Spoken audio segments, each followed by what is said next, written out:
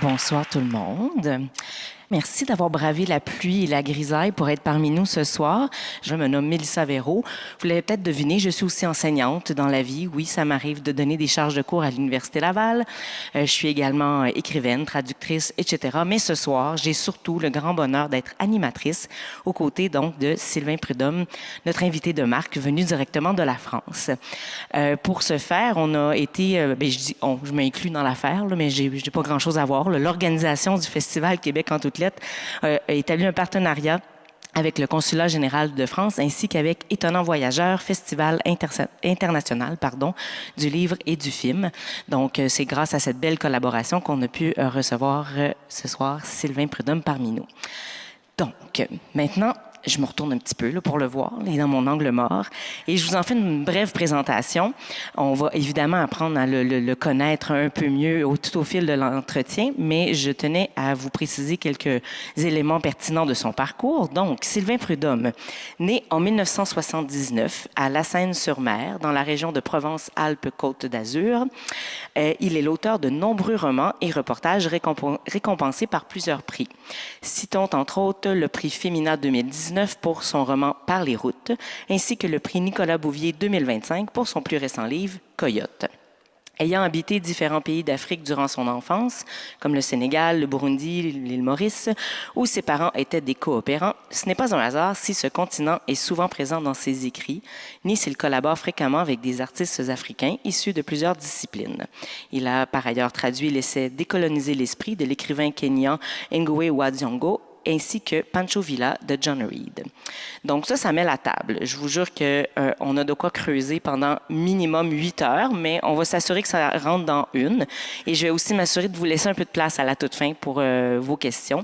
Donc, vous pouvez les noter dans un petit calepin si jamais là, ça vous vient au fil de l'entretien. On aura un bon 15 minutes à vous accorder pour satisfaire votre curiosité. Donc voilà, tout ce que j'ai dit était vrai. Sylvain, ça va? OK, l'Internet ne m'a pas menti, ça arrive parfois. Donc, j'ai abordé donc cette idée-là de l'Afrique qui est très présente, qui a marqué le début de votre vie, qui clairement continue de vous suivre. Puis j'aurais envie qu'on commence avec ça, en fait, de voir comment ces pays africains ont pu façonner non seulement votre identité personnelle, mais aussi votre identité comme écrivain. Bonsoir à toutes, à tous. Merci infiniment, Mélissa, pour cette présentation. Et bon, d'abord, je veux dire ma très grande joie d'être parmi vous. Merci Julie Veillé et merci à toute l'équipe du Festival Québec en toutes lettres. Merci à vous tous d'être là et merci aussi effectivement au Festival Étonnant Voyageur, à Lucie Drogue qui... Voilà, voilà, pour moi, c'est une des toutes premières fois que je viens au Québec. Je suis venu une fois il y a 20 ans et bon, dans un cadre familial où je découvrais pas comme là, je découvre je vais essayer un petit peu de découvrir au moins la région là, et donc j'en suis très heureux. Voilà, merci beaucoup. Et maintenant, par rapport à votre question concernant l'Afrique, c'est vrai que donc j'y ai passé à peu près toute mon enfance, jusqu'au baccalauréat, dans un cadre là qui était familial, qui était un cadre quand même où c'était mes parents qui travaillaient, moi j'étais dans leur valise, quoi. Enfin, c'était pas, ça correspondait pas à grand chose d'une décision personnelle et même j'avais assez peu de recul sur ce que je vivais, sur la place assez particulière qui était la nôtre quand même, qui était une place très favorisée d'expatriés. Et donc, mais c'est certain que ça a construit plein de choses en moi. C'est difficile de dire exactement lesquelles. Ce qui est certain, c'est que je suis retourné ensuite au Sénégal travailler à mon tour en tant que directeur d'une petite alliance française, qui était l'alliance franco-sénégalaise de Ziguinchor, au sud du Sénégal. Et puis petit à petit, j'ai pris du recul aussi par rapport à toute cette enfance. Et donc ça a fait beaucoup de questions en moi. Donc moi je dirais qu'il y a deux choses principales que ça laisse comme trace. Je pense que bon, il y a quelque chose en fait. Ce qui est certain, c'est qu'après quand on revient en France, on est frappé de voir la méconnaissance à peu près générale, à peu près universelle de ces pays dans lesquels on a vécu. Et ça révolte un tout petit peu quand on voit les caricatures qui sont faites sans cesse de ces pays-là. mon regard reste sans doute très simpliste, moi aussi, sur ces pays-là, mais quand même, le fait d'y avoir vécu, ça fait que plein de choses me choquaient, des choses que j'entendais. Et je pense que ça rend assez solidaire de ces pays-là, ou de façon générale des endroits moins racontés, moins souvent mis sous les projecteurs. Moi, c'est certain que dans ce que j'ai envie d'écrire, presque toujours, je m'intéresse à des endroits ou à des vies comme ça, qui ne sont pas les vies qu'on raconte le plus. Même quand je parle de coins de France, je vais aller parler de régions pas trop connues. J'ai fait tout un livre qui se passe dans la Crau, près d'Arles. C'est pas connu, on connaît la Camargue, mais on ne connaît pas la Crau. Et je me suis rendu compte que oui, c'est ça que j'aime raconter, c'est ce qui est un peu inaperçu, un peu négligé ou caricaturé souvent. Donc, loin des projecteurs, finalement, Voilà. là, les histoires, comme vous l'avez très bien dit, qui ne sont pas racontées. Donc, est-ce que ça a été ça, l'impulsion pour aller vers le métier de l'écriture, de dire j'ai envie de raconter les histoires que je n'entends pas et qui mériteraient d'être racontées? Oui, je pense qu'il y a ça vraiment. Ça prend plein de formes. Ça peut prendre la forme de la fiction, la forme de la non-fiction, comme dans le livre La Coyote, qui est beaucoup plus documentaire. Mais c'est ça que je pense qui m'anime à chaque fois. C'est une émotion à rencontrer, souvent dans la vie réelle. Oui, des stars ou des histoires, enfin des choses qu'on raconte, des blocs de vie qui me surprennent, qui m'émeuvent, qui dépassent un peu mon imagination, qui révèlent une complexité de la vie vécue supérieure à tout ce que j'en aurais imaginé, en fait, et c'est souvent de ça que je pars. Et il y a autre chose, c'est que, en fait, quand je suis rentré en France, j'ai été après étudiant à Paris, et c'est vrai que personne autour de moi j'avais pas l'occasion de raconter en fait toutes ces années passées avant en Afrique. Donc je pense que l'écriture, elle a à voir aussi souvent avec beaucoup de choses qu'on a gardées en soi, qu'on n'a pas partagées en fait. Et c'est vrai que moi, quand je suis arrivé à Paris, l'urgence c'était de découvrir Paris, de découvrir toutes les références qu'avaient mes nouveaux camarades. Et je connaissais rien en fait. J'avais jamais vu l'hiver. Et donc tout était nouveau pour moi. Et il y a eu d'abord une urgence à rattraper plein de choses. Et je pense que, oui, l'écriture, elle a à voir avec des choses qu'on a réservées, qui sont là, qui croissent en soi et qui ne sont pas racontées. Hein. Et au bout d'un moment, enfin, tout ça, ça a envie de se dire au bout d'un moment. Voilà. Est-ce que c'était des études justement dans le domaine littéraire, en lien avec l'écriture, que vous aviez entamées? Alors moi, j'ai effectivement fait des études de lettres. Hein. J'ai commencé par passer même des diplômes de prof de lettres. Et je pense que c'est pas forcément la meilleure chose pour écrire. Je sais pas ce que vous en pensez, vous qui écrivez aussi, mais ça fait que, en tout cas, au départ, on a une idée un peu écrasante de ce que doit être la littérature. Quand on a étudié Proust, plein de grands écrivains, et qu'après on se met soi-même à avoir des velléités d'écriture, tout ce qu'on écrit nous paraît assez dérisoire en comparaison de tout ça, et on part avec beaucoup d'inhibition quand même, beaucoup un peu écrasé d'avance par l'immensité de tout ce qui existe. Et il faut un peu de temps pour s'en défaire, se dire bon voilà. Et moi je suis convaincu que de toute façon à chaque époque on a besoin de livres qui racontent l'époque, et bon voilà, enfin il n'y a pas de progrès en littérature, c'est sûr. Il y a pas donc il faut à chaque fois, de toute façon, chaque époque, il faut inventer des formes pour la raconter. Il faut et il y a des nouvelles choses à raconter, à essayer de saisir du temps dans lequel on vit. Donc petit à petit, je me suis défait de cet écrasement par tous les grands textes lus pendant les études. Voilà. C'est sûr que ça en impose et ça peut nous faire dire que qu'est-ce que moi j'ai à rajouter à l'édifice de la littérature, mais on est bien content en tout cas que vous vous soyez risqué au final. Et vous avez parlé d'inventer des nouvelles formes pour chaque époque pour raconter ces époques-là. Et c'est une chose qui m'a frappée en vous lisant, c'est le travail sur la forme. Et vous pourrez me corriger là, absolument, parce qu'il est fort possible que je me trompe. Je suis loin d'être une experte de la littérature française de France. Là. Je lis beaucoup de Québécois québécois, je l'avoue, et je pense que c'est important qu'on fasse ça en tant que Québécois nous-mêmes. Mais reste que ce que j'ai lu de littérature française, dans mon impression, souvent, ça respectait plus certains codes. C'était plus de facture classique. Alors que quand je suis tombée dans vos livres, je vais oh, là, on a quelqu'un qui expérimente beaucoup avec la forme même de la syntaxe française, qui joue avec la ponctuation. Là, avec Bailly, ce n'est qu'une seule phrase dans laquelle donc, on ne peut jamais vraiment prendre son souffle. Il y a des changements de paragraphes parfois, mais c'est quand même la même phrase qui se poursuit. Autrement, la façon dont les dialogues sont mis en forme, il n'y a pas les habituels tirets ou les guillemets. Donc, on est un petit peu bousculé comme lecteur parce que là, les codes ne sont pas respectés. Mais en même temps, une fois qu'on comprend que c'est comme ça que ce livre-là fonctionne, on embarque à 100%. Donc, je me demandais, qu'est-ce qui vous avait amené à aller sur ce terrain-là de l'exploration formelle, finalement?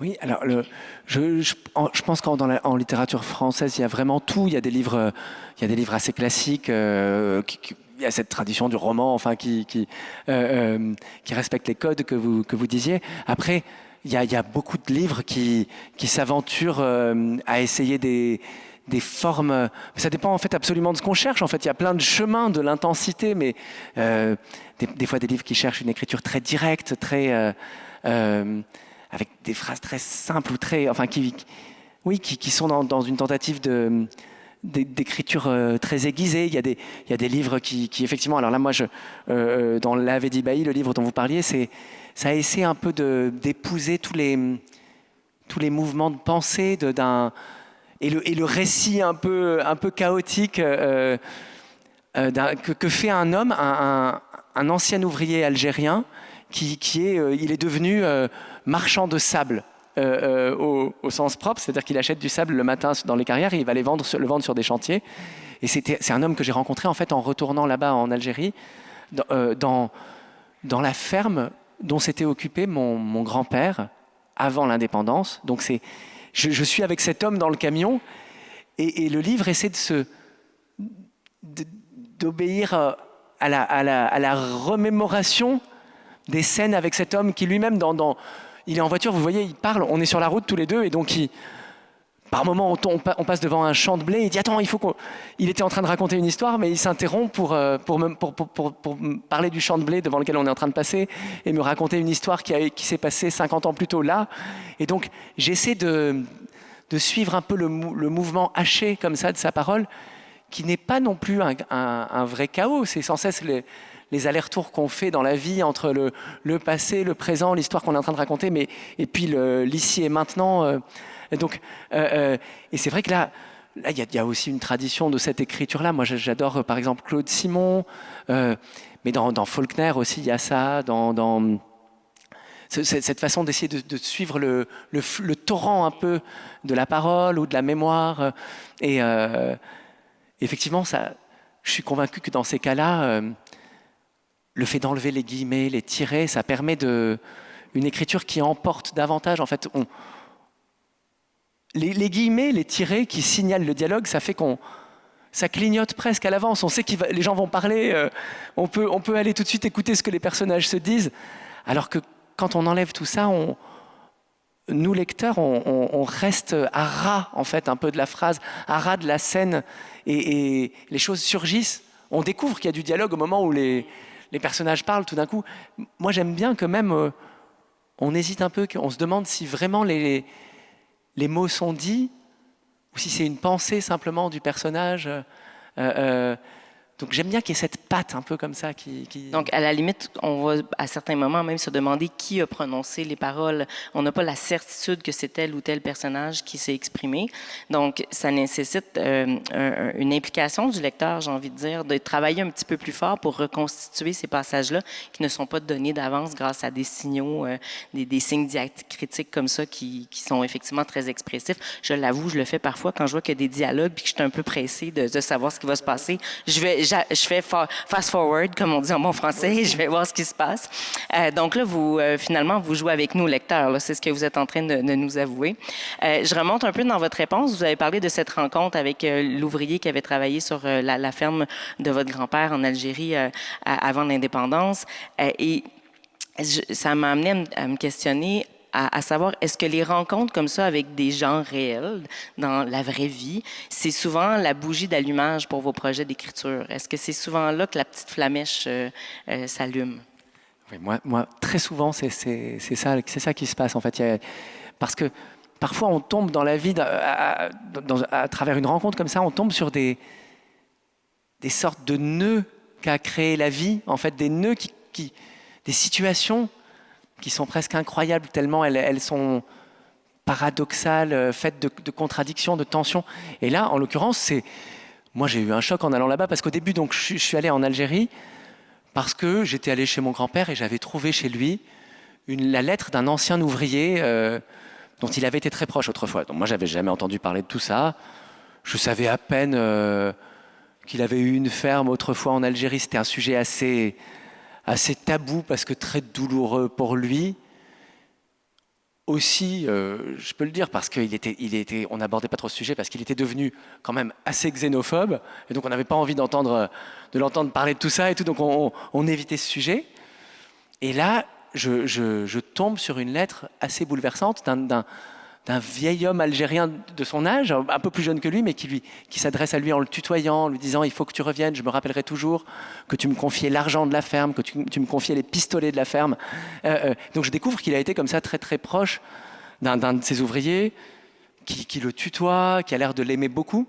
Et donc je suis parti là-bas, et ce que j'ai découvert là-bas, honnêtement, c'était incroyable, c'est que la ferme donc de mon grand-père était en fait le quartier général du FLN, c'est-à-dire de la guérilla, de la guerre contre les Français, en fait, pour tout le secteur. Le forgeron de la ferme, le père de cet ouvrier, c'était le chef du FLN pour tout le secteur. Et donc, en fait, sans que mon grand-père n'ait jamais rien su, c'était leur couverture, la ferme. Mais toutes les réunions avaient lieu sous les fenêtres de mon grand-père. Et c'est ça qu'il avait paradoxalement sauvé. C'est qu'en fait... et il y avait des choses bouleversantes aussi. C'est que, par exemple, un des ouvriers très proches de mon grand-père a été un jour chargé de l'exécuter. Parce que mon grand-père ne partait pas, c'était un des derniers fermiers qui était encore là. Et cet homme s'est enfui, n'a pas voulu Ils avaient choisi justement un ouvrier très proche de lui pour qu'il prouve sa loyauté au FLN, et il n'a pas voulu, il s'est enfui de la ferme. Du coup, il a perdu sa couverture. Il était dans le maquis à découvert, et il a été lui-même tué par l'armée française 2 ou 3 jours plus tard. Et mon grand-père ne savait rien de tout ça. Et il ne savait pas qu'il devait la vie à cet homme qui était mort de ne pas l'avoir tué. Et quand je suis rentré en France, mon grand-père vivait toujours. Je suis allé le voir, je lui ai dit « Tu te souviens de Yagoubi ?» Il m'a dit « Oui, j'aimais beaucoup cet homme. J'étais tellement triste le jour où il m'a trahi. » Parce que lui était sûr qu'il avait quitté la ferme pour prendre le maquis. Alors qu'il était... Il était depuis le début avec le FLN, en fait. Et c'est des situations de la vie qui sont d'une cruauté ou d'une injustice qui me bouleverse. Enfin, là, en l'occurrence, moi, c'est des choses comme ça qui me donnent envie d'écrire le livre. Ou alors, autre chose qui était assez fou, c'est que les 2 hommes qui avaient été... Donc, Bailly, l'ouvrier qui est au cœur du livre, et mon grand-père, avaient été très, très proches autrefois. Et alors, ils ne s'étaient pas parlé depuis 50 ans. Et là, tout d'un coup, comme j'étais avec Bailly, il disait « On appelle ton grand-père ». Et ils se reparlaient après 50 ans au téléphone, tous les deux. Et il y avait Bailly qui était d'une joie. Vraiment, c'est un homme fascinant de quand même presque de bonheur. Il est tout le temps à rire, très très heureux. Et je voyais mon grand-père qui, lui, au contraire, s'était muré dans une assez grande amertume, devenu xénophobe, et tout vivant les volets fermés. Chacun d'un côté de la Méditerranée, comme ça, presque l'un en face de l'autre, mais devenu tellement différent avec le temps. Ça disait aussi la différence des histoires. Enfin, celui qui avait dû partir, celui qui était... Bon, en tout cas, je me disais, ça raconte tellement des 2 pays, de l'amitié, en même temps de l'antagonisme entre les 2 pays. et bref, je crois qu'on ne peut pas inventer des blocs de vie, des situations comme ça. Moi, je préfère aller les prendre dans la vie et après, je m'autorise un peu de fiction. C'est pas. Oui, pour que ça Ouais. fonctionne narrativement, mais pourquoi inventer quand on a tout ça sous les yeux? Finalement, la Oui, matière brute, elle est là, disponible. Et il y a aussi, semble-t-il, chez vous, ce désir de parler de la grande histoire, mais toujours par le truchement de la petite. Donc, dans de l'intimité, dans des anecdotes à la limite anodines, quotidiennes, personnelles, mais qui racontent, comme vous venez de le mentionner, l'histoire, la grande histoire des pays, des situations géopolitiques, etc., mais toujours par l'entremise de personnages qu'on va suivre au plus près. On est très, très proche de vos personnages. Et ça m'amène sur cette espèce de distinction qu'il y a à faire ou pas entre la fiction, en fait, que vous créez et la réalité. Et il y a un moment où moi, je me suis bien amusée parce que j'ai pas lu les livres. Je les ai pas tous lus, j'en ai lu quelques-uns, mais je les ai pas lus dans l'ordre. Le premier que j'ai lu, bon, c'est le plus récent, Coyote. Et ensuite, je suis allée lire L'enfant dans le taxi. Et non, est-ce que c'est ça? Là, je sais plus. Je suis un peu mêlée. Non, Par les routes, pardon, l'inverse. Et là, j'ai fait un lien entre Par les routes et Coyote, étant donné que dans Par les routes, on a ce personnage de l'autostoppeur qui a cette habitude de partir comme ça sur des coups de tête, aller faire de l'autostop pour rencontrer des gens. Et il revient après un certain temps, c'est jamais la même période qui s'écoule. Il rentre au bercail auprès de sa femme et son enfant, mais il est toujours appelé comme ça par l'ailleurs, par la rencontre, par le désir d'aller vers les autres. Et finalement, les seuls souvenirs qu'il ramène, ce sont des photographies des personnes qu'il rencontre sur la route et qui le prennent en autostop. Et c'est exactement ça, ou à peu près, qui se passe dans Coyote, dans le sens où on a affaire à une personne qui part sur la route, qui veut rencontrer les autres et qui les prend en photo une fois que le bout de chemin qu'ils ont fait ensemble est terminé. Et les photos viennent même ponctuer le livre. Donc là, je me suis dit, mais c'est le personnage de l'autostoppeur qui est en train de réaliser un de ses projets, finalement, de reportage. Et là, je me suis demandé, mais est-ce que l'autostoppeur, au fond, c'était de l'autofiction? C'était un personnage inspiré de Sylvain Prudhomme, ou est-ce que c'est Sylvain Prudhomme qui s'est inspiré de son personnage pour dire « Moi, je me lance sur la route pour aller écrire Coyote ». Dans quel ordre ça a fonctionné, tout ça? Oui, vous avez raison. En fait, moi, j'étais en train d'écrire Par les routes, donc c'est un roman où effectivement, il y a un personnage qui se sert du stop pour aller rencontrer les gens. Il fait du stop sans but particulier, il monte dans les voitures et il dit « Mais je vais là-bas, mais en fait, je suis surtout venu pour vous rencontrer, vous ». Donc ça surprend un peu les gens, mais il en a fait presque une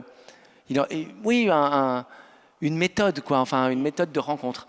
Et moi, j'avais fait beaucoup de stops quand j'étais beaucoup plus jeune. J'avoue qu'au moment où j'écrivais Par les routes, je faisais plus tellement de stops. Et donc, en fait, à ce moment-là, j'ai reçu la proposition du magazine America d'aller faire un reportage aux États-Unis. Et je l'ai proposé, en fait.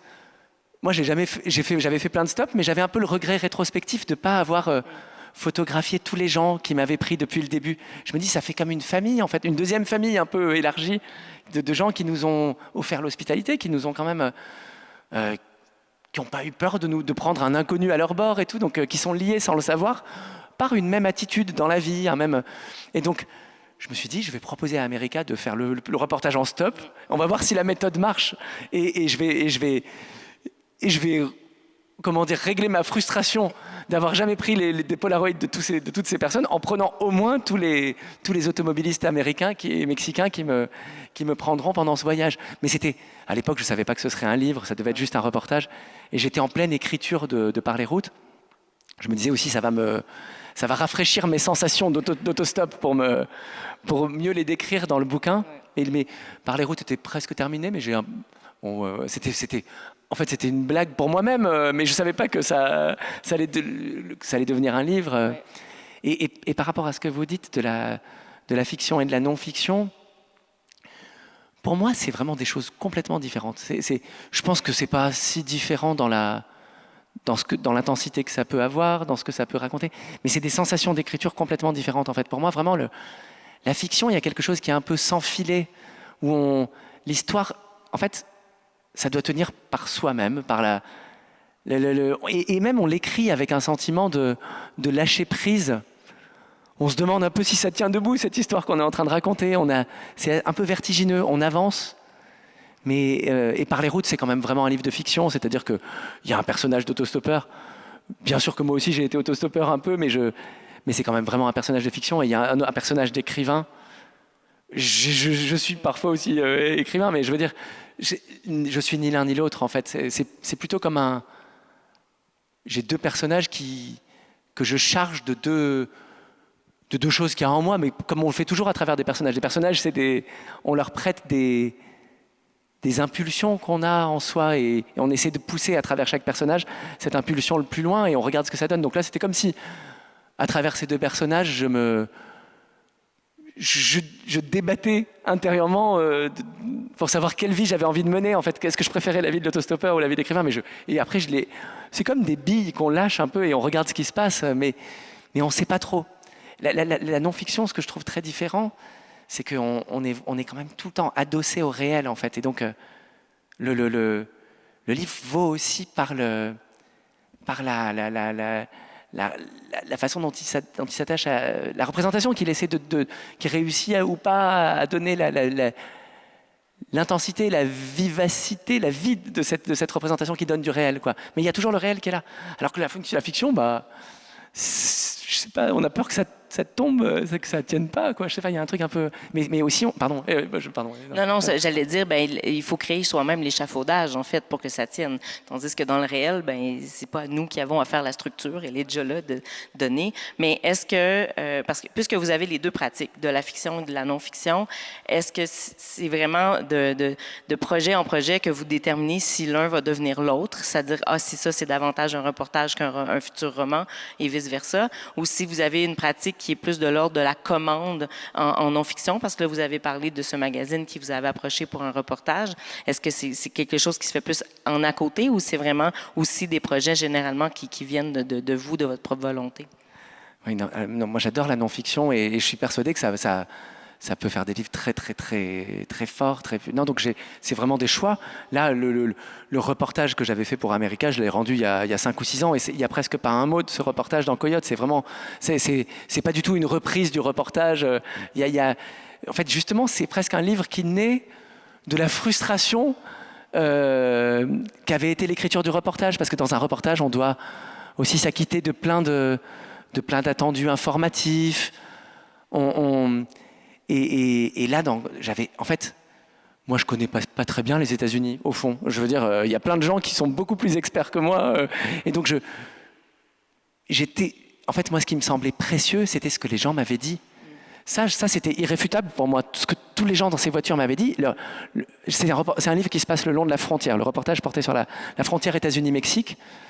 Et moi, je suis rentré, j'avais le sentiment d'avoir quelque chose de très précieux, d'avoir un peu comme des cailloux, quoi, comme des bouts du désert qui étaient là. Et c'était tout ce que m'avaient dit ces gens. Des gens qui vivent sur la frontière. Et c'est leur quotidien. Et ils font tous des métiers différents. Ils ont des vies, un quotidien qui est assez différent, mais qui chaque fois a une singularité. Et qui, pour moi, est irremplaçable et qui est irréfutable. Pour le coup, là, ce que me dit José, ce que me dit Don John, ce qu'ils me disent, là, c'est pas... Je ne l'invente pas, c'est eux qui parlent et ça, pour moi, ça raconte une vérité qui est très précieuse de la frontière. Donc, j'ai envie de non-fiction quand j'ai l'impression qu'il y a quelque chose qui est tellement précieux que je vais l'abîmer si je le fictionne, quoi. En quelque sorte, ça, à quoi bon, là? En plus, si jamais je rajoute ne serait-ce qu'un tout petit peu de fiction, tout devient de la fiction, c'est-à-dire qu'on ne sait plus qui a dit, de qui j'ai gardé les paroles, de qui je les ai changées.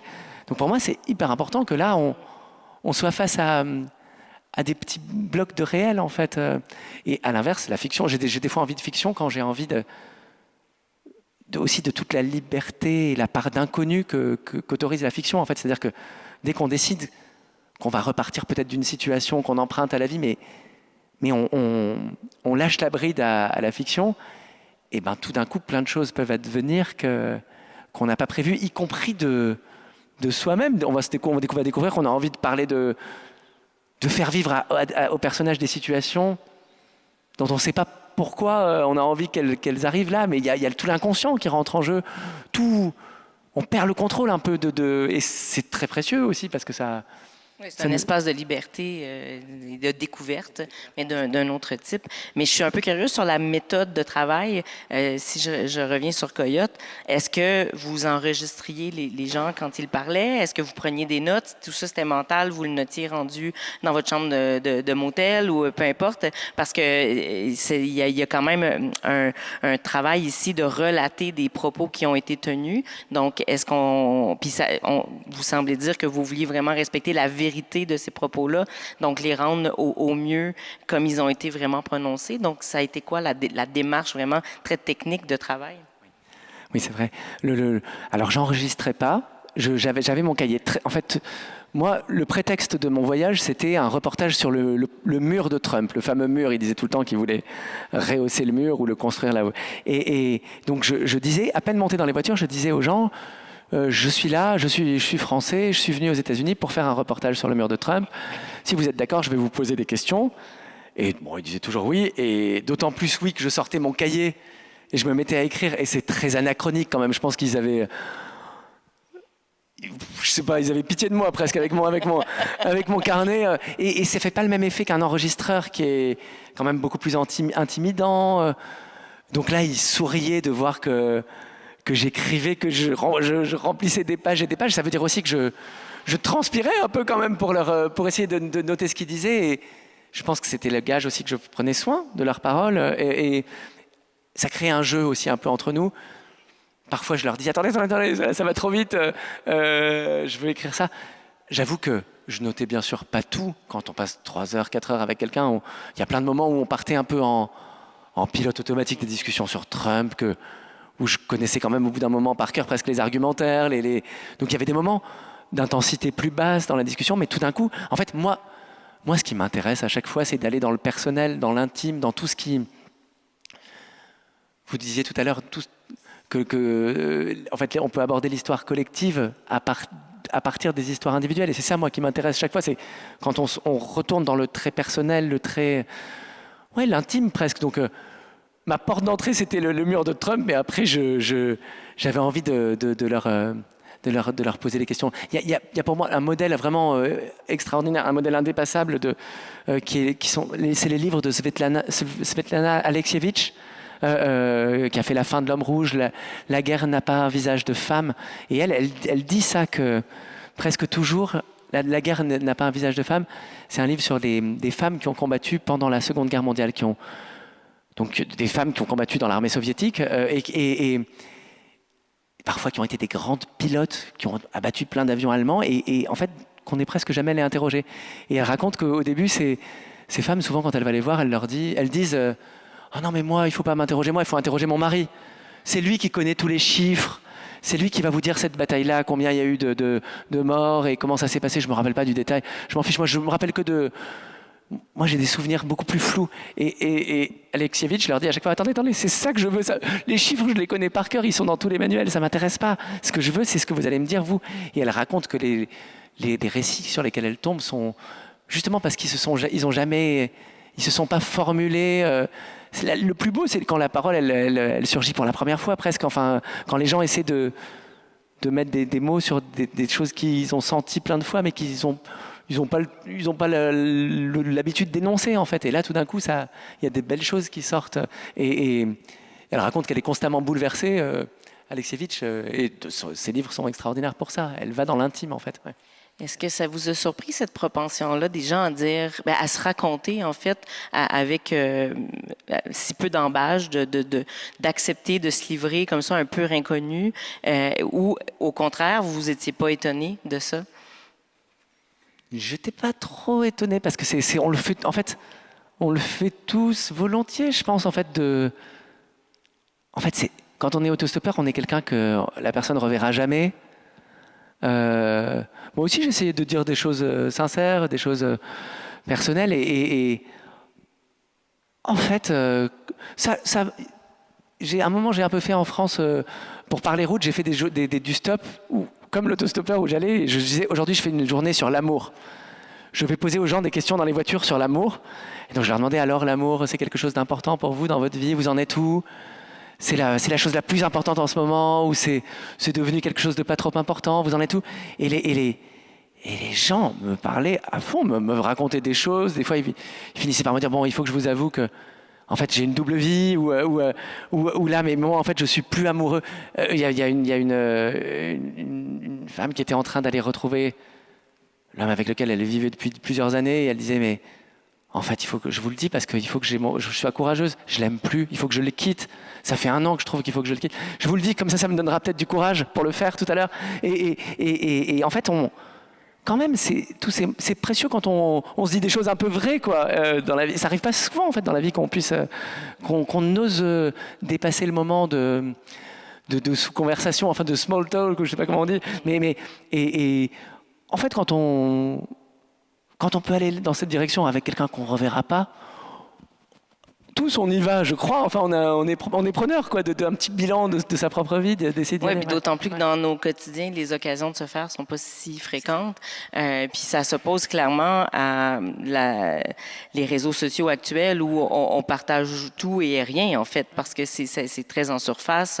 On est dans l'image qu'on veut bien véhiculer de soi, mais pas dans une vérité profonde. Donc là, vous êtes allé à l'au bout du spectre carrément, pénétrer comme ça l'intimité vraiment secrète quasiment parfois des gens, des choses qu'ils ont de la difficulté à s'avouer à eux-mêmes. Donc, ça fait un psy pas cher, finalement, comme ça, un autostoppeur. Là. Si vous n'avez pas l'argent pour une séance ou deux, ben voilà, c'est peut-être une bonne idée. On a parlé de Coyote quand même pendant quelques minutes, puis vous m'aviez proposé tout à l'heure en coulisses de peut-être en lire un extrait. Puis j'aimerais ça parce que c'est vrai qu'il y a dans Coyote quelque chose de très oral, étant donné qu'on livre une parole qui a été prononcée à voix haute par des personnes qui ne parlent pas français, qui, je suppose, s'exprimaient parfois en anglais, parfois en espagnol, parfois peut-être un heureux mélange des deux. Donc de l'entendre, livré par vous, je pense que ça pourrait être intéressant. Donc si vous êtes toujours ouvert à l'idée, je vous tendrai ma copie puis je vous demanderai un petit extrait. Ça marche, merci. Alors, volontiers, je me dis que je vais le lire. Alors, c'est peut-être le personnage qui me touche le plus. C'est un peu particulier parce que c'est un chauffeur de taxi. C'est le seul taxi presque que j'ai pris. C'est à la fin, c'était en allant... donc j'ai été pris beaucoup quand même plutôt par des gens d'origine mexicaine. Là, c'est en repassant... En allant prendre l'avion à Matamoros, c'est le dernier personnage en fait. Et c'est une ville dont on m'avait vraiment beaucoup dit qu'elle était très dangereuse. Et lui, c'est un monsieur qui a presque 80 ans, il s'appelle Alfredo. Et il était très, très émouvant. Bon, voilà. Les autres, c'est quand même vraiment des automobilistes qui m'ont pris en somme. Mais lui c'est un simple... J'ai payé pour ce trajet, quoi, voilà. Le centre-ville, mais pourquoi tu veux qu'on passe par le centre-ville? Je t'y emmène direct à l'aéroport, il n'y a rien à voir dans le centre-ville. Allez, monte. Où est-ce que je vais? Bah, dans le centre-ville, c'est ce que tu m'as demandé, non? Est-ce que c'est dangereux? Ah, à ton avis? Bien sûr que c'est dangereux. C'est la première fois que tu viens ici. Je te montre vite fait quelques rues, quelques places et on s'en va, d'accord? Comment je m'appelle? Alfredo. Alfredo, 79 ans, chauffeur de taxi depuis 40 ans, pour te servir. Moi, je suis vieux, je m'en fous. J'ai fait mon temps, ça y est. Il n'y en a pas beaucoup des étrangers qui viennent ici, on les voit tout de suite. Ici, c'est pas comme à Ciudad Juárez, à Tijuana, à Nuevo Laredo, dans les grandes villes. Ici, c'est tout petit. La moindre souris qui passe la frontière, tout le monde la voit. Tout le monde le sait qu'elle vient d'entrer. Ça, c'est la place Che Guevara. Des photos, tu peux en prendre, bien sûr. Vas-y, te gêne pas. Surtout si tu as envie qu'on se fasse enlever tous les deux. C'est exactement ce qu'il faut faire. T'es bien parti, Silvano. C'est la grande mode ces dernières années. Les enlèvements, les demandes de rançon, c'est devenu le sport de la ville. Tu peux aussi le ranger, ton appareil, évidemment, c'est pas une mauvaise idée. Là, tu vois, il faut pas venir le soir. Surtout pas. Et tu vois, ce bar, c'est un bar de mafieux. Là, surtout, t'entres jamais, à moins de chercher de gros ennuis. Là, c'est la cathédrale. Il y a 2 ans, ils ont fait péter une bombe sur le parvis. Pourquoi? Pour rien, juste pour faire peur à tout le monde, pour terroriser un peu plus encore les gens, pour montrer à tout le monde qu'ils sont partout, qu'ils peuvent tout se permettre, pour rappeler à chacun qu'il a intérêt à verser bien sagement la quota, l'impôt. Devant la cathédrale, ça te choque? Tu pensais qu'il respectait au moins ça, la religion, Dieu? Qu'est-ce que tu crois? Qu'est-ce qu'il respecte? Il ne respecte rien, bien sûr que non. Les journalistes n'osent même plus dire ce qui se passe dans la ville. Tous ceux qui osaient se sont fait tuer. Eh oui, c'est la mafia qui commande tout ici, le cartel du Golfe, les États. Tu files d'où? Tu te fais tout petit? Ou alors ça se passe très mal? Après, il y a la politique. Ça, c'est un autre genre de mafia. Une mafia légale avec plaque d'immatriculation. Allez, je te fais voir encore une rue ou deux et on s'en va. Regarde les voitures de la police. Non, c'est pas l'armée, c'est juste la police. Avec des voitures blindées et des automitrailleuses sur le toit, oui, comme en Irak. Regarde les voitures de sécurité privée. Agents de sécurité, gardes du corps, c'est les boulots les plus florissants de la ville. Il n'y a que ça. C'est les seuls qui ne sont pas au chômage. Ça rapporte gros, mais l'espérance de vie est limitée. Ça, c'est l'endroit où je voudrais me faire incinérer. J'ai déjà tout réfléchi, tout prévu. Quand je mourrai, je veux que mon corps soit amené là, qu'on m'incinère, qu'on chante une ou deux belles chansons. J'ai toujours aimé chanter. J'aurais pu être chanteur, le cantante Alfredo, je te jure. J'en ai composé pas mal des chansons. Des boléros du tonnerre, des chansons d'amour, romantiques, mais jamais de tragédie. La tragédie, non merci. Tu veux que je t'en chante une? Ça s'appelle Porque. Tu vas voir comme c'est beau. C'est beau parce qu'à l'époque, cette chanson, je la vivais dans ma chair. En mi carne propria. J'avais 40 ans, j'étais amoureux d'une fille qui se prostituait depuis toujours. On vivait ensemble. Et puis un jour, je lui ai dit que je voulais l'épouser. Je lui ai dit qu'on allait se débrouiller, que je voulais qu'elle arrête ce métier, qu'il fallait qu'elle tourne le dos à tout ça, qu'on allait commencer une nouvelle vie ensemble. Me mando a la chingada, elle m'a envoyé chier. Sur le champ, elle m'a dit d'aller me faire voir. Tu vas voir, elle est belle ma chanson. Tu veux l'enregistrer? T'as le droit si tu veux, enregistre-la, vas-y, ça s'appelle Porque. Pourquoi tu m'as fait ça? Pourquoi tu m'as brisé le cœur? On arrive. Le voilà à l'aéroport, allez, prends la vie de ta photo, vite. Le flic arrive, grouille, je vais prendre une amende, j'ai pas le droit de stationner ici. C'est bon, tu l'as? Fais voir. C'est tout blanc, on voit rien. Ça va venir, t'es sûr? Je m'en vais, monsieur, c'est bon, il me paie, je m'en vais. Cabron. Fais voir. T'avais raison, ça vient. C'est moi. On me reconnaît. Alfredo, tu pourras mettre en dessous. Alfredo, le cantante de Matamoros.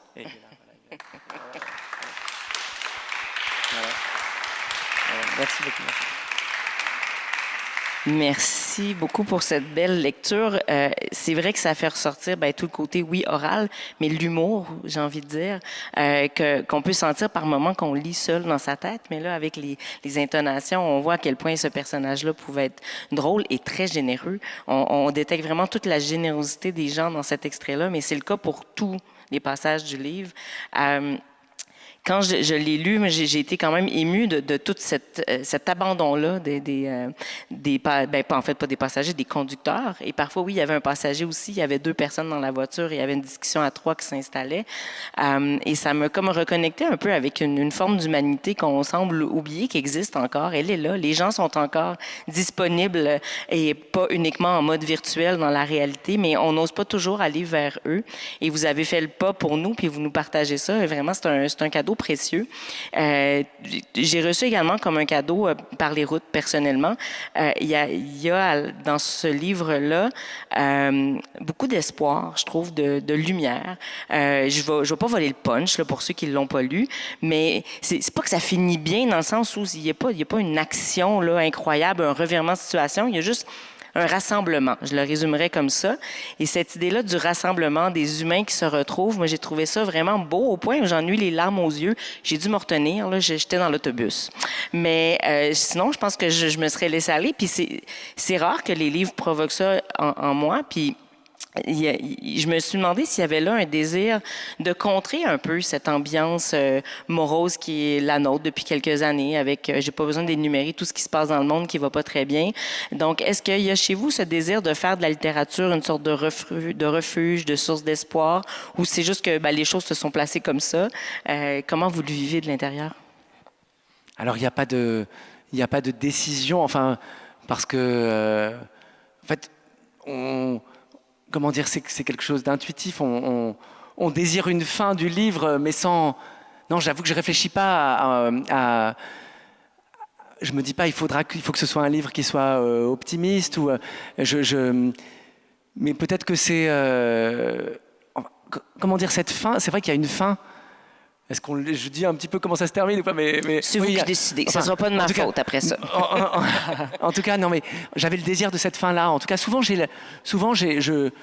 au moment où je commence un livre, j'ai le début et j'ai la fin. Je ne sais pas très bien ce qui va se passer dans l'intervalle et je ne sais pas comment je vais arriver à cette fin. Mais ça, le désir du livre, il est très lié au désir d'une fin. En fait, c'est comme s'il fallait arriver à un état émotionnel final un peu. Et donc, tout de suite, je savais que le livre se terminerait comme ça. C'est une fin qui est presque un peu... presque comme dans un conte, enfin dans une fable un peu. On quitte presque le plan du réel ou de la vraisemblance pure, quoi. Mais c'est comme un...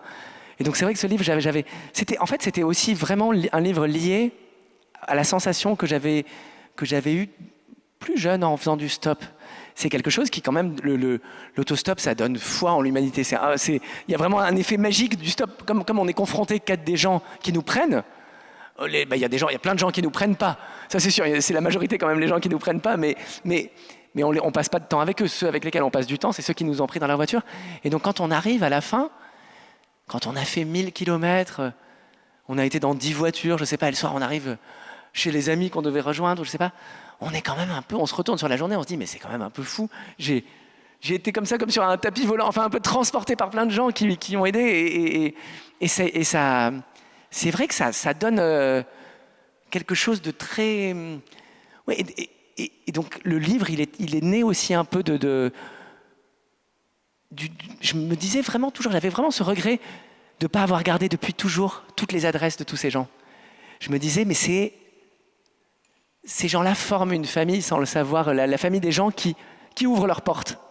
Je me dis qu'il y a plein de familles dans la société invisibles, des familles invisibles qui partagent en fait une attitude fondamentale dans la vie.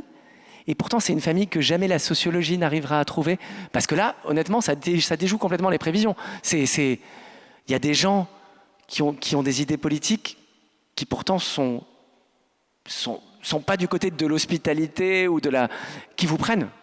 C'est étonnant. Ça arrive parfois d'être dans quelqu'un qui a des idées politiques absolument opposées à vous, ou alors une voiture. Ça m'est arrivé des voitures aussi magnifiques de gens richissimes dont on se dit bah là c'est sûr que cette voiture-là me prendra pas.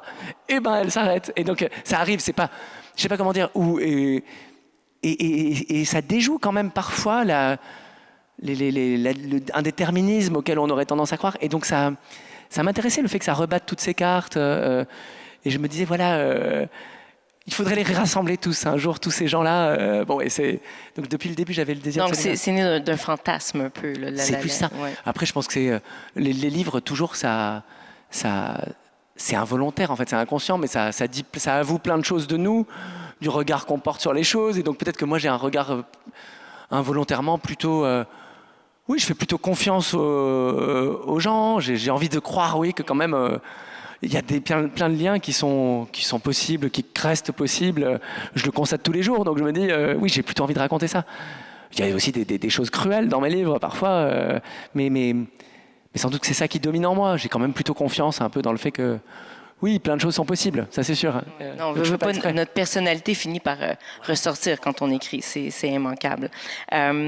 Vous avez évoqué cette idée qu'au début d'un projet, vous avez un début, vous avez une fin. Et là, je suis curieuse d'entrer un peu dans votre atelier de travail, à voir comment ça se passe, parce que je sais que c'est une chose qui intéresse beaucoup les gens, parce qu'il n'y a pas une pratique d'écriture qui ressemble à une autre. Tout le monde a sa méthode. Donc, est-ce que vous accepteriez de nous expliquer un peu comment ça peut se passer une journée de travail chez Sylvain Prudhomme?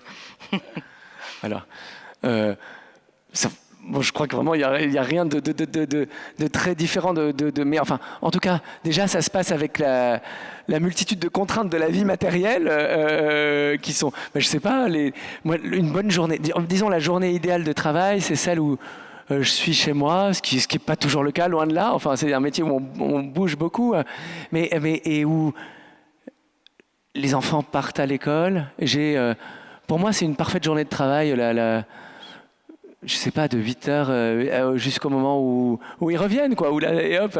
Donc, si jamais on se fait 8h, 16h, c'est magnifique. Comme à Je sais pas, enfin, c'est ça la question que vous posez. Enfin, Oui, entre autres, oui, question d'horaire, parce qu'il y a des gens qui vont travailler de nuit très tôt le matin, 3 heures par jour tous les jours. Donc là, j'en comprends que vous êtes un petit peu plus soumis aux aléas de la vie, puis vous vous pliez à ça avec grâce en essayant de faire rentrer parfois l'écriture. Mais est-ce que c'est difficile, la conciliation, justement, autre chose et écriture? Oui, bien sûr. Non, ça fait partie de, comme je pense, oui, comme plein de métiers. Enfin voilà, il y a la phrase d'un photographe que j'adore, Bernard Plossu, qui dit moi je suis Bernard Plossu 5% du temps, le reste du temps je suis le secrétaire de Bernard Plossu. Et je trouve que c'est hyper vrai. Enfin, les heures qu'on donne au meilleur de ce qu'on peut faire. Enfin, c'est normal, on est pris pour tout le monde, on est pris dans les contraintes de la vie. Mais en tout cas, ce qui est sûr, c'est que moi, j'aime bien travailler le matin. J'ai besoin surtout d'être en forme, d'avoir un peu de temps devant moi, idéalement. Après, une fois que le livre est lancé, ce qui est dur, c'est, je trouve, de prendre un rythme. Mais une fois que le livre est lancé, je peux le reprendre un peu à tout moment, dans un train, dans un café si j'ai une heure avant un rendez-vous. Mais ça, c'est une fois que c'est mis en marche, quoi. Et dans tous les cas, le plus important, je trouve, c'est d'être en forme, d'avoir l'esprit un peu frais, un peu aiguisé. Le matin, moi, je travaille mieux le matin que le soir en fin de journée où je suis pas bon à grand-chose, quoi. Voilà. Ouais, surtout quand on a des enfants, là, on a donné beaucoup. Le lit nous appelle. Est-ce qu'il y a des choses qui vous servent beaucoup d'inspiration, que ce soit dans un processus d'écriture entamé ou en général, là, quand vous êtes plus en mode je prends des notes, j'ai pas nécessairement un projet concret. Qu'est-ce qui vous inspire? Est-ce qu'il y a d'autres formes d'art, par exemple, qui vous inspirent beaucoup, que ce soit la musique, le cinéma, qu'en sais-je, ou vous êtes vraiment plus du côté de les anecdotes de la vie me suffisent et mon inspiration principale, c'est vraiment celle-là? Alors, non, je pense que, enfin, avec le temps, je me rends compte que le cinéma, moi, a beaucoup je pense, me marque beaucoup. Enfin, sans du tout que je parle de films dans mes livres, ni que j'ai des influences très très conscientes. Mais je vois bien que c'est souvent assez visuel en fait. J'ai une imagination plutôt visuelle, quoi, plus qu'autre chose. Il y a toutes sortes d'imaginations. Moi, je vois bien que j'ai absolument besoin de me représenter les lieux. J'aime décrire ça. J'aime poser un décor dans lequel les choses se passent. Et même, j'aime raconter. Souvent, mes livres, ils sont faits d'une scène. On va d'une scène à une autre, en fait. Et j'aime les étirer un peu, les scènes. J'aime un effet presque de ralenti, parfois. Je suis persuadé qu'il y a des instants, des moments décisifs, quoi. Enfin, dans nos vies. J'ai fait un livre qui s'appelle Les Orages. C'est un livre de nouvelles qui, à chaque fois, essaie de prendre des personnages dans un instant de bascule de leur vie. Et je pense que il y a souvent, mes livres sont faits de 4-5 scènes qui sont ces moments décisifs. En fait, ils résument tout du moment où on en est de notre vie, de la bascule qui est en train de s'opérer, de tout ce qui s'ouvre. Pour que cette scène arrive, en fait, souvent, il faut des années qui la préparent, en fait. C'est le point de crête, le point d'aboutissement de tout quelque chose qui était en train de croître, de mûrir, d'aboutir à ça. Et à l'inverse, la chose qui est en train de se passer, enfin, pas à l'inverse, mais je veux dire, et de même, la chose qui est en train de se passer, au sortir de cette scène, il y a une nouvelle situation qui s'ouvre et qui ensuite va se mettre en place, va se déployer pendant plusieurs années. Donc je pense que, enfin, j'aime cette idée des instants décisifs et ceux-là, j'ai envie de les étirer, de les raconter comme un ralenti, même en sport, quoi, pour voir s'il y a faute ou pas, pour voir comment. Avec la musique de Vangelis en arrière. Là, alors, ouais. Ou pas. Ou pas, ouais, c'est ça. J'allais justement demander avec ou sans musique quand on écrit, ou avec bruit ou sans bruit, parce qu'il y a les deux écoles. Il faut être dans le silence absolu, mais là, vous avez évoqué un café et un train, donc j'en déduis que vous écrivez peut-être très bien avec une ambiance sonore autour de vous. Non, le bruit me dérange pas, mais par contre, de la musique, je peux pas, parce que j'écoute la musique, sinon... J'aime la musique, donc en fait, si je mets de la musique, je l'écoute et j'arrive pas du tout à me concentrer. En fait, j'écoute sans cesse, je regarde. Et non, je pense que c'est vraiment, on a besoin de. Oui, il y a un rythme propre aux phrases qu'on est en train d'écrire. Il y a quelque chose d'une pulsation, et pour que ça se mette en place, pour que ça s'installe, et que même l'écriture prenne du rythme, ça avance un peu ce dont je parlais, là, le flux, l'élan qu'on est heureux de voir se mettre en place, il peut pas créer. En fait, il y a l'élan de la musique qui est un élan indépendant quoi, de ce qu'on est en train d'écrire et auquel sans cesse on est ramené si jamais on. Enfin, moi, j'arrive pas du tout à mettre de la musique. En revanche, des gens qui parlent autour, pour peu que. Voilà, je ne sois pas tenté d'écouter trop ce qu'ils disent. Enfin, voilà, des fois, ça j'aime bien aussi, mais parfois. Que ce soit des gens barbants, pas trop intéressants à écouter. Là. Mais je l'ai évoqué quand je vous ai présenté. Vous faites des projets, en tout cas de ce que j'ai lu, de collaboration parfois avec des musiciens, justement.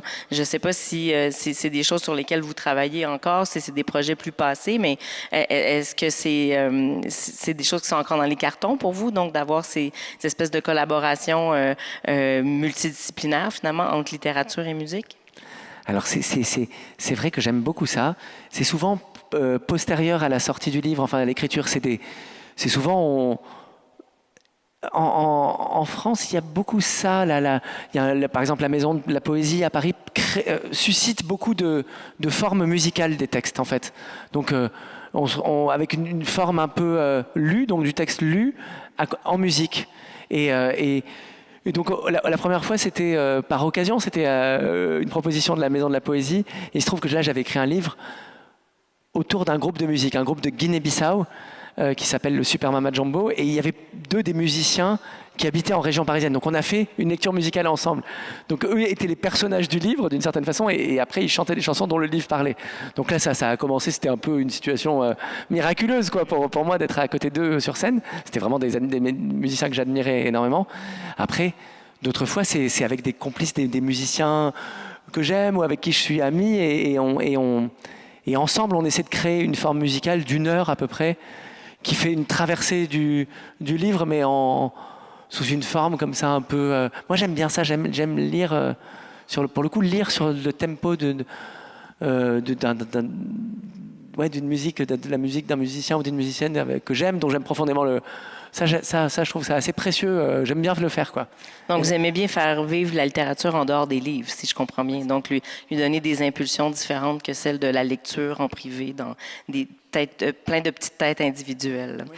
Et donc là, la fin de l'entretien approche déjà. Je peine à le croire, mais avant de tendre le micro au public, j'aurais peut-être une dernière petite question qui, je suis certaine, va les intéresser aussi, à savoir si en ce moment même, vous travaillez sur autre chose. Parce que Coyote, c'est quand même récent. Vous avez le droit de prendre une pause, là.